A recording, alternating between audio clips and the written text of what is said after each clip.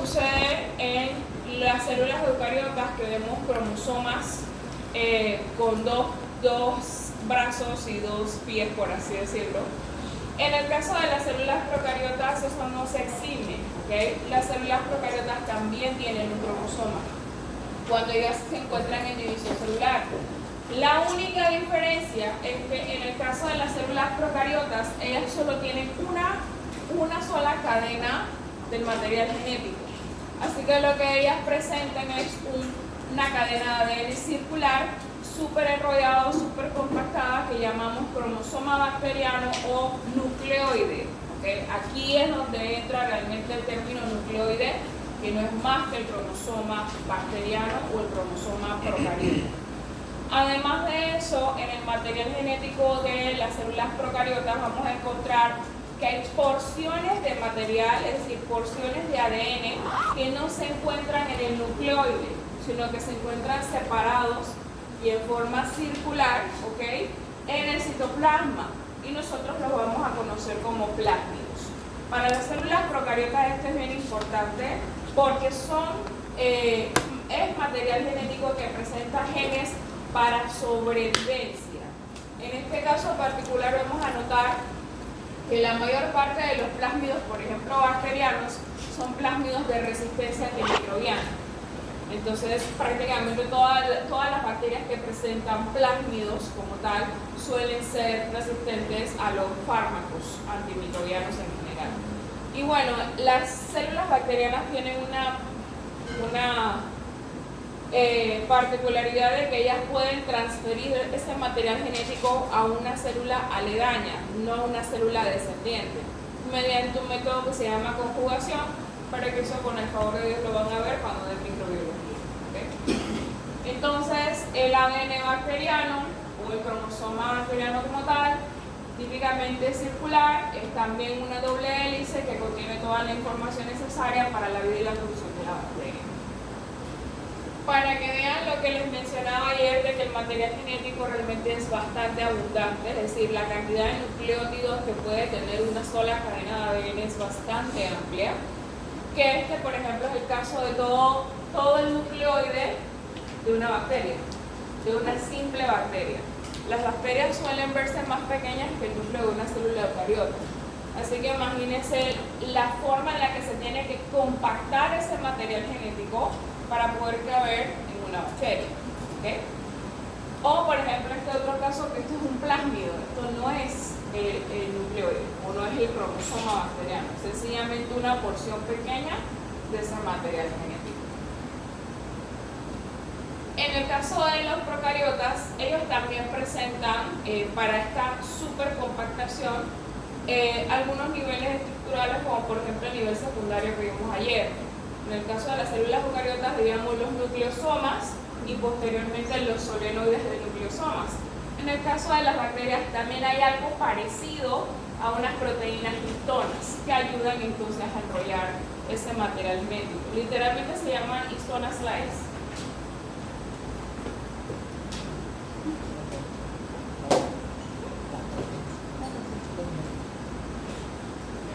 Así se les dice porque son proteínas parecidas a las histonas. No son exactamente ellas, pero son parecidas. Entonces, aquí podemos empezar podemos empezar a entender la diferencia entre la complejidad del material genético de una célula procariota, que como pueden ver es un material genético 100% circular, ¿okay? No tiene ni principio ni fin, ¿okay? Mientras que en el caso de las células eucariotas, usualmente las fibras de cromatina sí tienen inicio y final. Ellas son 100% lineales. ¿Okay? Además de eso, recordemos que el material genético de las células eucariotas está en el núcleo y el material genético de las células procariotas está libre en el citoplasma. ¿Okay? Concentrado en un área que, bueno, ahora ya sabemos que es el cromosoma bacteriano o el área nucleoide. Pero al final los dos se supercompactan de igual manera. Y bueno, en el caso de la célula eucariota ya suele tener más porción de material genético. Suele tener. No siempre va a ser así, todo depende de la bacteria, incluso de la célula eucariota, pero suele pasar. todo ya lo vimos ayer, ¿okay? Esos son los niveles de organización y cómo termina siendo el cromosoma eucariota, que es el que nos corresponde a nosotros. Esto que ven aquí es un cromosoma X en sí, y como pueden ver, pareciera como si tuviera varias salientes. Eso no es más que la cadena de ADN, ¿okay? Y aquí vemos varios solenoides de nucleosomas. Eso es lo que está pasando ahí. Eso obviamente es una super fotografía. Eso no suele verse en vivo y en directo de esa manera, ¿okay? Pues para que vean que no es una cuestión que aparece mágicamente, es sencillamente una molécula de ADN, dos moléculas de ADN, perdón, que están súper compactadas. Entonces, en ese aspecto, como les decía, los cromosomas eucariotas, pues ellos tienen principio y fin y tienen varias particularidades. Primero que todo, vamos a poner esta que es como la mejor para explicar esto. Primero que todo, los cromosomas eucariotas están formados por dos cadenas de ADN con los genes repetidos. Entonces yo voy a tener una cadena aquí y otra cadena acá, unida por un segmento o un conjunto de secuencias de nucleótidos que nosotros vamos a conocer como centrómero, ¿okay? Esto hace que a la mitad o un poco más arriba, un poco más abajo, dependiendo del tipo de cromosoma, vamos a ver que entonces el cromosoma va a presentar porciones más largas o más cortas en sus extremos que no van a estar unidos, donde se unen solamente en el centrómero, ¿okay? Cada una de estas cadenas se llaman cromátidas en el caso de los cromosomas y se les llama cromátidas hermanas o cromátidas homólogas porque tienen exactamente el mismo gen o los mismos genes, ¿okay? Entonces, vamos a ver que en los extremos de los cromosomas ellos no se unen, sino que ellos tienen unas secuencias de nucleótidos repetidos en tándem, literalmente, que nosotros vamos a conocer como telómeros, ¿okay? ¿Qué más podemos ver aquí? Algo importante que conocer: cuando nosotros vemos que el cromosoma tiene algún tipo de doblez o algún tipo de, ¿cómo decirlo? Una sección de su estructura que se compacta aún más, o como quien dice, se aprieta aún más, ¿okay? Por así decirlo. Eso se llama constricción. Y la constricción primaria o básica de todos los cromosomas es el centrómero, ¿okay? Que es una parte del cromosoma en donde se dobla prácticamente. Pueden haber secciones del cromosoma en donde también se generan constricciones por los tipos de nucleótidos que hay aquí, ¿okay? Hay algunos cromosomas que presentan estas otras constricciones que se llaman constricciones secundarias, ¿okay? Y en ese aspecto, cada vez que se da una constricción, se genera una parte de ese cromosoma en sí, o una secuencia de ese cromosoma que vamos a denominar satélites, ¿okay? O regiones satélites. No todos los cromosomas presentan las constricciones secundarias, eso es opcional y 100% dependiente del cromosoma, ¿okay? La que siempre sí se va a presentar es la constricción primitiva, que es la constricción primaria o centrómero. Entonces la constricción profe está más agrupado, En más esta, apretado. como que dice en esta partecita que se dobla, es eso. Igual que acá, como pueden ver, no es como si tuviera todo el solenoide o todos los nucleosomas allí, sino que es como una partecita más pequeña. Es una constricción, eso significa. ¿Okay? ¿Qué más podemos leer tal cual lo que dice aquí? Cromátida, una unidad longitudinal que forma el cromosoma y que está unida a su cromátida hermana por el centrómero. Ya sabemos que las cromátidas son dos cadenas de ADN repetidas. El centrómero es la región estrecha, esa es la palabra que estaba buscando, regiones estrechas, ¿okay? De un cromosoma que divide cada cromátida en dos brazos. Dependiendo del tipo de cromosoma, van a ser brazos cortos o brazos largos, o viceversa, ¿okay? Pero típicamente los brazos cortos se colocan hacia arriba, salud, y los brazos largos se colocan hacia abajo. El brazo corto resulta de la división por el centrómero. ¿Qué pasó? Tranquilo. Y me miraron así y me quedé como que cualquiera tiene esa situación, ¿ok? Por el centrómero de la cromátida se le denomina brazo Q. Aquí hay una cuestión que yo creo que hay que arreglar y déjenme verificar.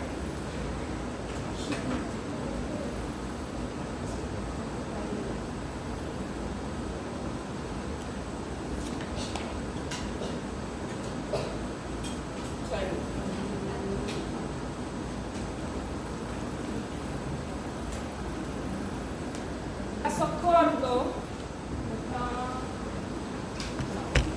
no es Q, es P. Es decir, el brazo corto, que suele colocarse hacia arriba, se denomina brazo P, ¿okay? Y el brazo largo, que es el que suele colocarse hacia abajo, se denomina brazo Q. En caso de que se vea la diferencia entre los brazos de las cromátidas. Cuando no se ve una gran diferencia en la longitud, sencillamente se toma en consideración que el que está hacia arriba es el brazo P y el que está hacia abajo es el brazo Q. ¿Okay? Pero siempre el que está hacia arriba es el brazo P y el siguiente es el brazo Q. Entonces, los telómeros corresponden a la porción terminal de los cromosomas, que si bien morfológicamente no se distinguen, yo no puedo distinguir estos telómeros de los de arriba, sencillamente por simple visualización. Yo tengo que ver incluso los tipos de nucleótidos que hay allí y la mayor parte de las veces tienen los mismos nucleótidos, ¿okay? Pero puedo ver las repeticiones en tándem que tienen.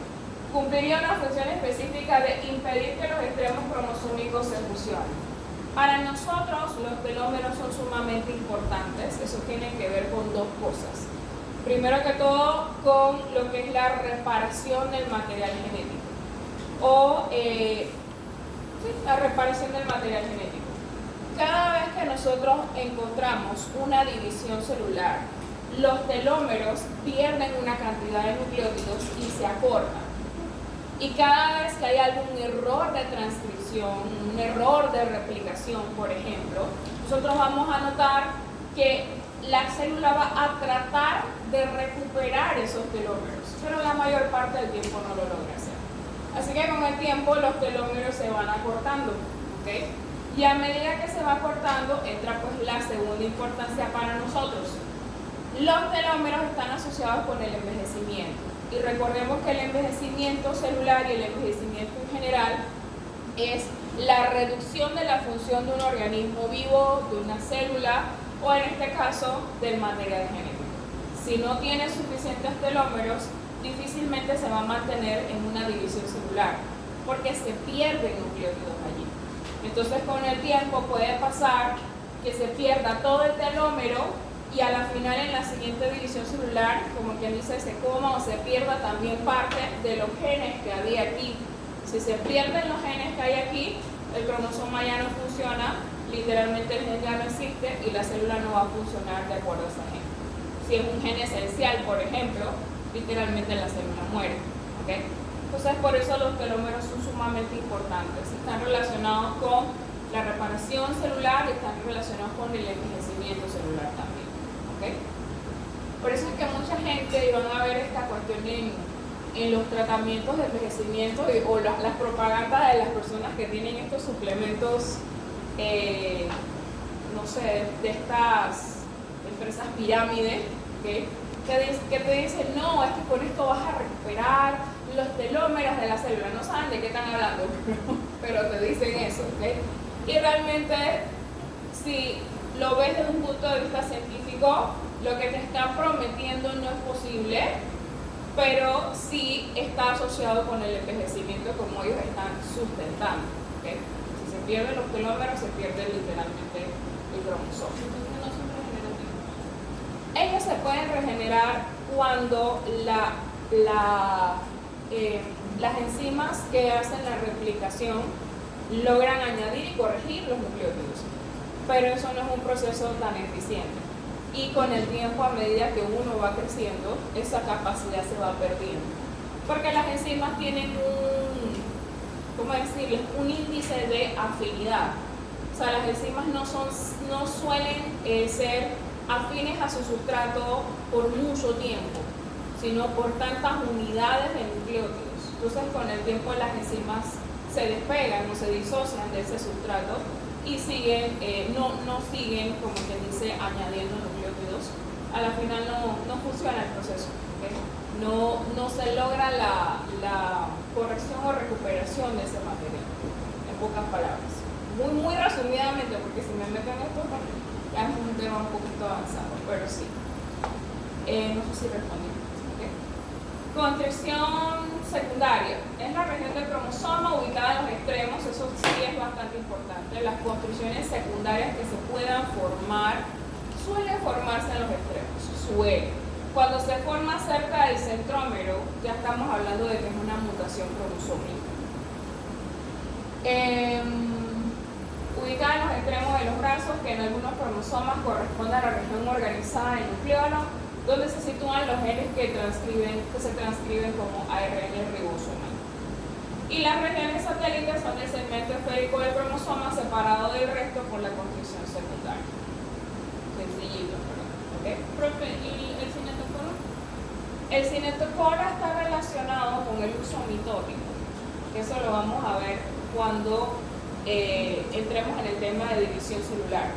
Ya vemos los microtúbulos mitóticos, que son literalmente el uso mitótico, y vemos la región del centrómero que se une a esos usos mitóticos, que se llama región cinetocoro, ¿okay? En términos generales. Entonces, en el caso de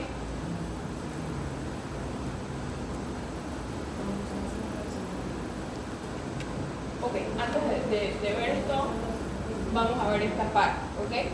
Recordemos que los cromosomas son cadenas de ADN y cada cadena de ADN tiene su montón de genes, ¿verdad? Su montón de genes que son información de cualquier característica de la célula o de un ser vivo. Entonces, en ese aspecto vamos a notar que como una cadena de ADN es como un libro, literalmente, que contiene palabras ordenadas para tener una historia, unas características, los genes tienen una posición específica en toda esa cadena. Así que cuando esa cadena se supercompacta en cromosomas, vamos a ver que esos genes también van a presentar una posición específica en el cromosoma, ¿okay? Y no va a estar en ningún otro cromosoma más que en ese. Entonces, cada ubicación de un gen se conoce como locus, ¿ok? Y cuando estamos hablando de la ubicación de varios genes, se conoce como loci. Locus es el singular aquí, loci es el plural. Esto ya lo debieron haber visto en el colegio, pero no sé si lo llegaron a ver. Pero está sencillo, ¿ok? Sí, más que nada. Bueno, esto ya lo vimos con eso. Otra situación que vamos a encontrar, ¿ya ven otra cosa? Esto era lo que estaba buscando. Otra situación que vamos a encontrar es el número de cromosomas, ¿okay? En las células eucariotas no hay un cromosoma, hay varios cromosomas, como si fueran varios volúmenes de la serie de un libro. Ejemplo, ¿cuántos tomos tiene la serie de Harry Potter?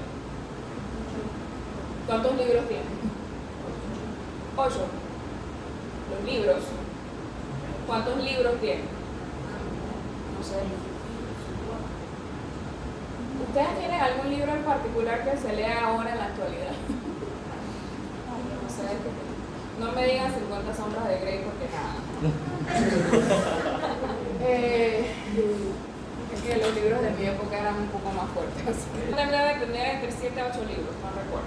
¿Okay? Yo nunca leí Harry Potter. Pero estamos hablando de que cada libro de Harry Potter cuenta una historia de este personaje, en su inicio, posterior y en su final. Y todo eso es información de las características de Harry Potter. ¿Okay? Nada más que está dividida en partes para que haya un mejor entendimiento y una mejor organización de los sucesos que corresponden a las características de Harry potra. Lo mismo pasa con los cromosomas. En cada cromosoma hay un gen específico que tiene la parte inicial de cómo se desarrolló esa célula a lo largo de su evolución y cuáles genes se fueron acumulando, cuáles genes se fueron retirando y así. Y por esa razón nosotros vamos a ver que los organismos eucariotas suelen tener muchos cromosomas, como si fueran muchos libros, ¿okay? Con una gran cantidad de genes, cada uno con su gen específico. En ese sentido, la cantidad de cromosomas no define la complejidad del ser vivo. Por ejemplo, nosotros tenemos 46 cromosomas, realmente tenemos 23 tomos. ¿Okay?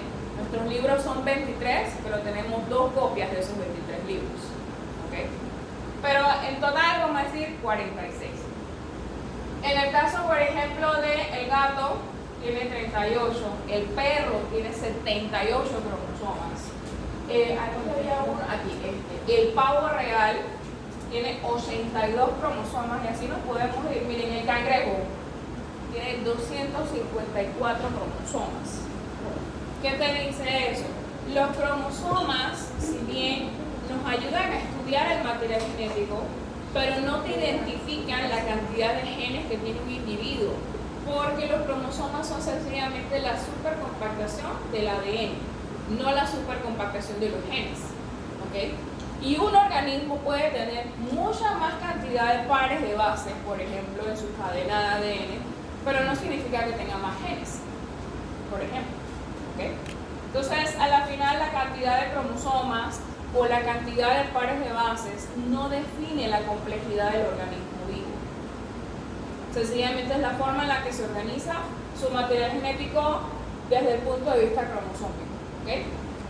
Y podemos seguir por acá, por ejemplo, la papa tiene 48 cromosomas, hay uno por ahí, el cerezo, que es un tipo de árbol, pues tiene 32 cromosomas y nos podemos ir literalmente hasta los insectos. Hay ciertos insectos que tienen más cromosomas que el humano, pero es que es sencillamente la forma en la que se organiza ese material genético en la división celular.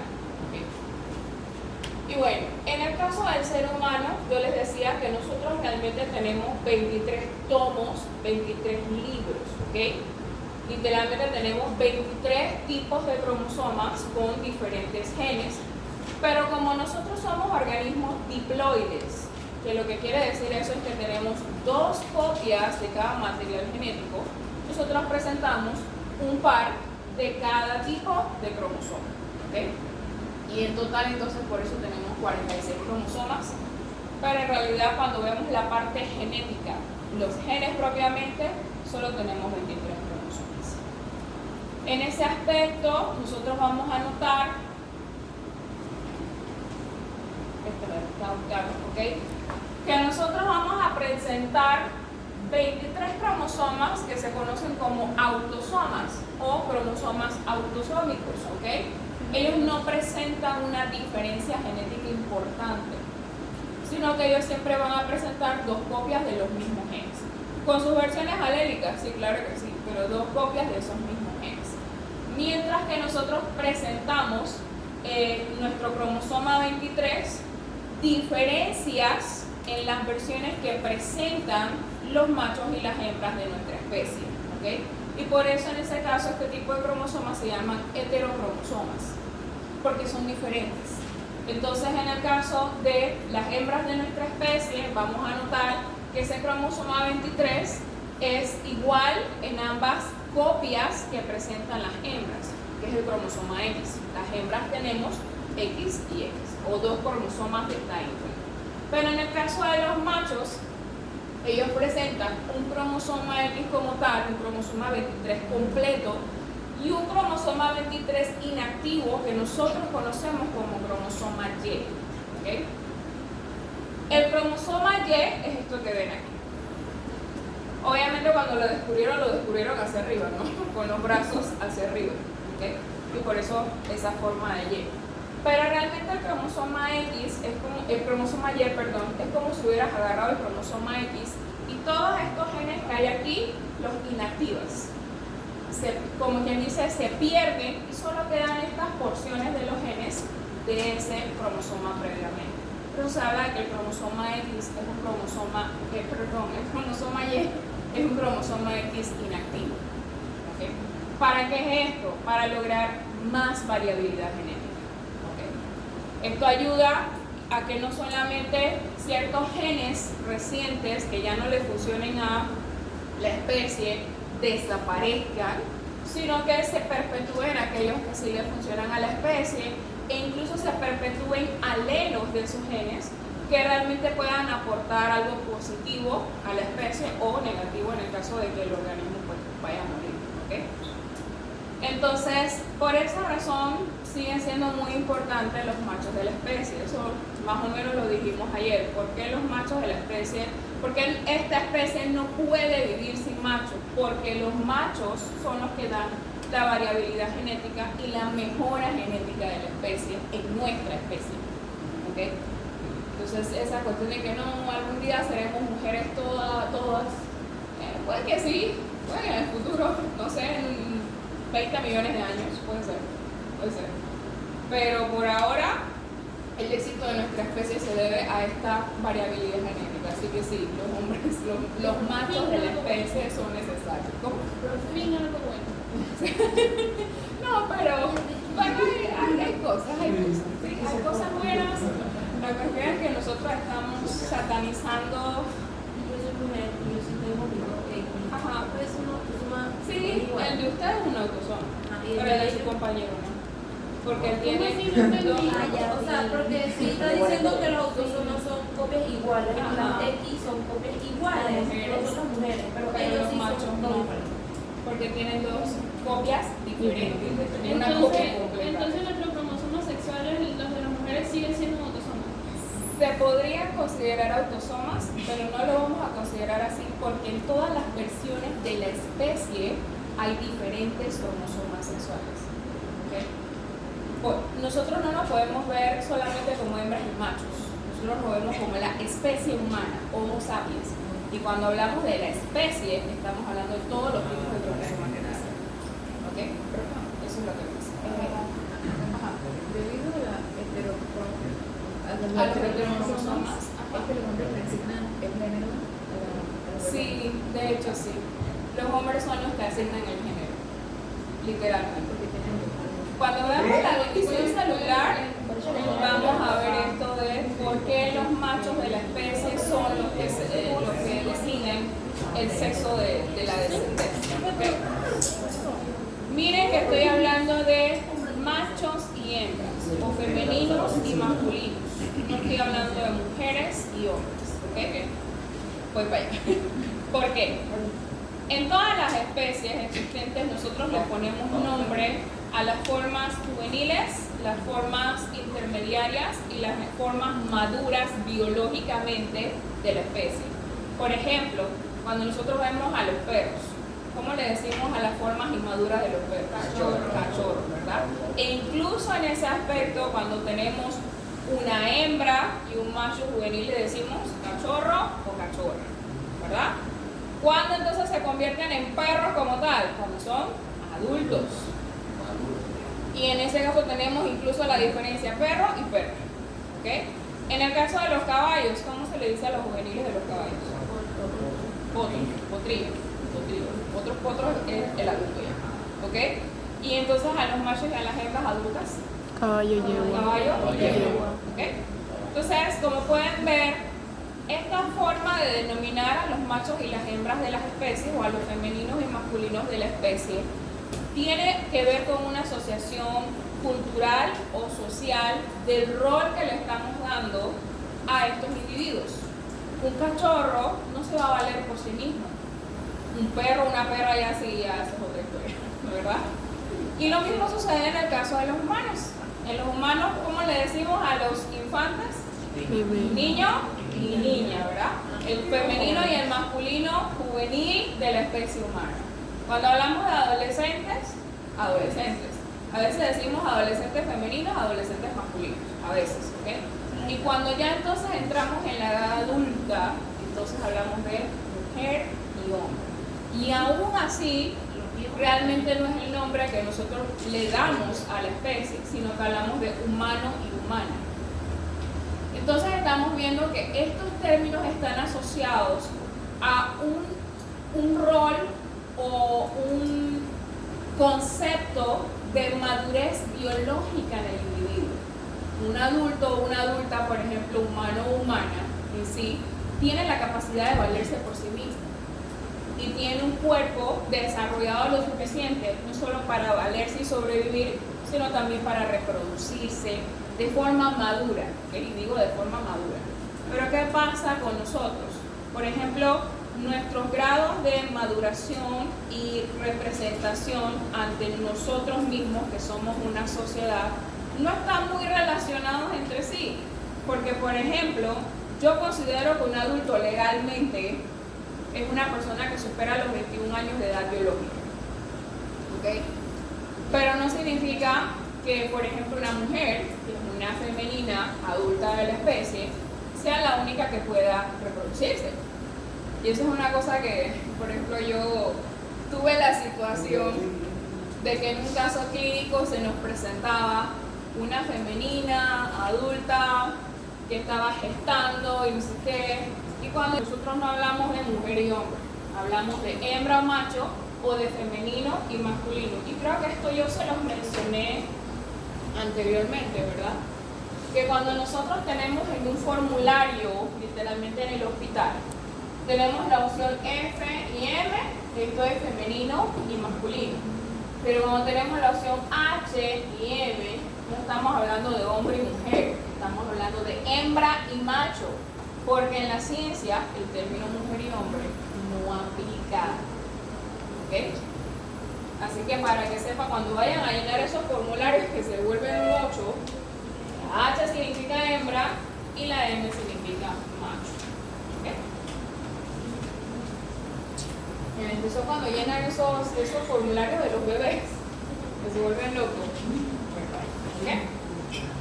Entonces tenemos pues esto, los heterocromosomas en la especie humana, ¿okay? Yo por lo menos siempre pongo es masculino y femenino por esta cuestión de que no somos hembras y machos, whatever. ¿Okay? Y bueno, aquí está ya un poco separado. Cuando nosotros estudiamos los cromosomas, usualmente como cada cromátida es homóloga entre sí, o sea es igual entre sí, en vez de colocar las dos cromátidas, colocamos solo una cromátida, ¿ok? Que ya se sabe con eso que tiene los alelos, los mismos genes, la misma cuestión. Y por eso van a encontrar muchos esquemas como este, en donde solo se muestra una cromátida de los dos cromosomas. Ahora,